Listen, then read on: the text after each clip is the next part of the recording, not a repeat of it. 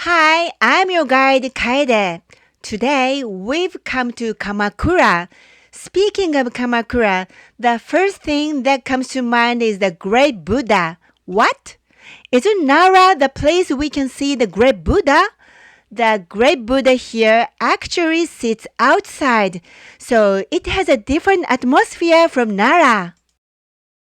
The Buddha is located in an area called Hase in Kamakura, which is why it is called the Great Buddha of Hase.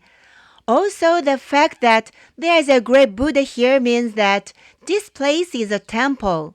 The temple's official name is Kotoku-in. It's a temple of high virtue. I wonder what the Buddha here looks like. By the way, the Great Buddha here is the only one in Kamakura that has been designated as a national treasure. The statue of the Great Buddha or Amitabha Buddha was created here in Kamakura in the 13th century, which is when the government of samurai was established in Kamakura. This now quiet place was Japan's political center in the 13th century. Moreover, this is the very place where the first governmental body of samurai in Japanese history, a shogunate, was located. The emperor-centered politics of the past were replaced by a samurai-centered government. Also, in today's world, there are news stories about the military taking over power through coups and such. I wonder if it was like that in the Kamakura period. In the midst of all this, anxiety about the world spread among the common people, and many people began to seek spiritual help. Buddhism became popular, and people started to believe in Buddhism and hoped to go to the Pure Land or heaven after they died. Minamoto no Yoritomo, the shogun who established the shogunate in Kamakura, saw the Great Buddha in Nara and thought to himself, I want to build a Great Buddha in Kamakura too. It is said that this was the beginning of the idea of a Buddha in Kamakura. Then a monk started a journey to collect funds for the construction of the Great Buddha. In Japan at that time, it was believed that natural disasters were caused by the souls of people who died with a grudge against this world. In order to relieve the anxiety in the world, many people donated money in order to comfort the souls of the dead and save the world. And in 1243, the wooden Great Buddha was built here. People who seek salvation in this world are the same in Europe, Asia, and Japan, aren't they? It's amazing that the feelings of so many people came together to create such a big Buddha. The first wooden Great Buddha was destroyed by a typhoon only after about 10 years of the construction. What a pity! So the monk had to go on a fundraising trip again. The monk's effort paid off, and the bronze Buddha we see today was completed around 1264. When it was first made, it was covered in gold paint, unlike today, and was enshrined in a large building called the Daibutsu-den, which was about 40 meters high. The same Great Buddha looked completely different from what we see today. A golden Great Buddha. I wonder what it looked like. Because of Hase's proximity to the sea, the Daibutsu-den building had been damaged several times by typhoons. It was rebuilt each time, but in the end, the Daibutsu-den that housed the Great Buddha was swept away completely by a tsunami at the end of the 15th century.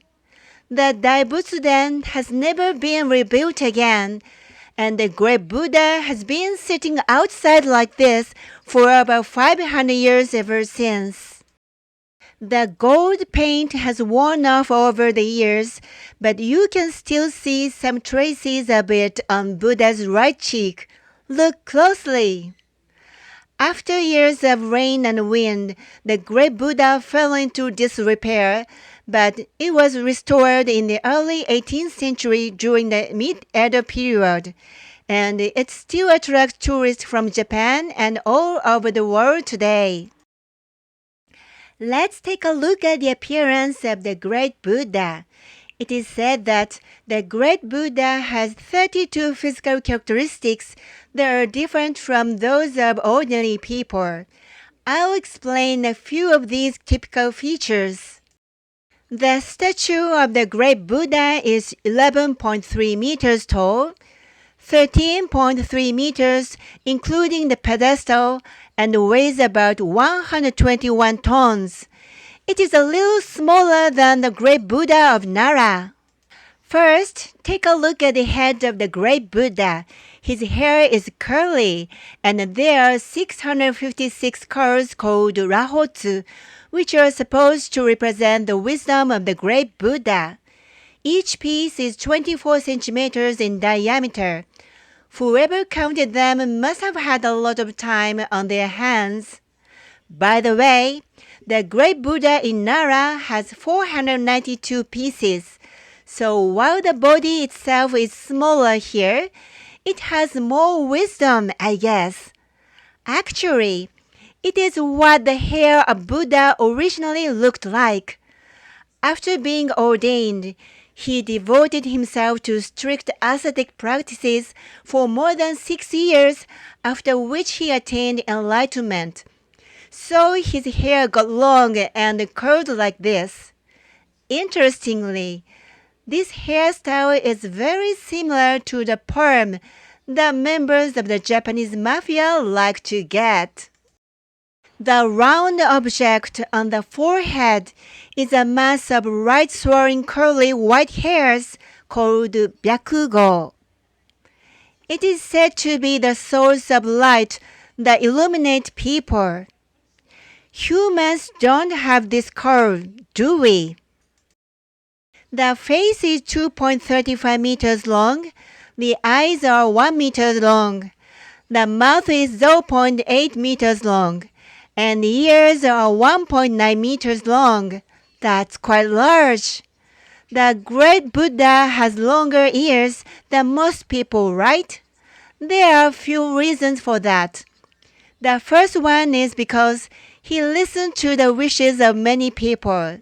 The second reason is that he wore earrings before he became enlightened, which caused his ears to grow longer. It was fashionable to wear earrings in Buddha's time, and having large earlobes has always been a symbol of wealth. His mouth looks like he's smiling a little, doesn't it? You can also see a beard under the lower lip. It is said that the beard is a remnant of the human male, Buddha, who became enlightened and became the great Buddha.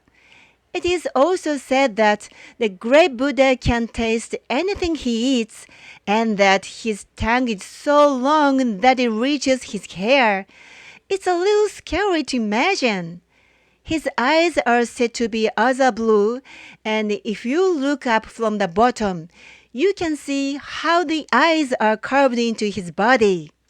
This big Buddha's hands form 2 circles with tips of his thumb and forefinger. This represents rebirth in paradise. Each Buddha statue makes a different hand gesture, and each gesture has its own meaning. So it is always interesting to pay attention to the shape of the hands when looking at the Buddha statue.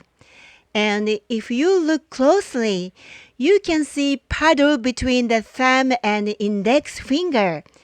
This is one of the features of the Buddha's body that symbolizes that no one who reaches out to him for help will fall through the cracks. I think he can swim very fast. The great Buddha is Amitabha, so it's essentially neither male nor female. But for some reason, the great Buddha of Kamakura is said to be handsome. It looks like it has its eyes closed, but in reality, it has its eyes open. The whole face is said to look powerful, so it may be seen as masculine. What do you think? Is the great Buddha handsome or not?